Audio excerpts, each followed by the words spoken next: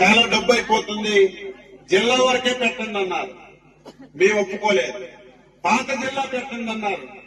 లోకేష్ బాబు గారు అయితే ఎంత డబ్బు ఖర్చైనా పర్వాలేదు, మా మహిళలు రాష్ట్రంలో ఎక్కడికి వెళ్ళినా, ఈ రాష్ట్రంలో ఎక్కడికి వెళ్ళినా ఫ్రీగా బస్సు ఎక్కే కార్యక్రమం తీసుకున్నాం. బస్సులు ఆడవాళ్ళతో నిండిపోయాయి. మొన్నటి వరకు ఆర్టీసీ బస్సులో 50 మంది ఎక్కే వాళ్ళ నోటికి మన స్త్రీశక్తి పెట్టక ముందు ఈ రోజు 90 మంది ఎక్కుతున్నారు. ఇంత ఆక్యుపేషన్ రేట్ విపరీతంగా పెరిగింది. ఇంకా బస్సులు అవసరం. ఇంకొక సంవత్సరం ఆగండి, ఈ రాష్ట్రంలో ఈ బస్సులు ఉండవు, అన్ని కరెంటు బస్సులే వస్తాయి. ప్రతి గ్రామానికి వస్తాయి ఏసీ బస్సులు. కరెంటు బస్సు అంటే ప్రతిదీ ఏసీ వస్తుంది.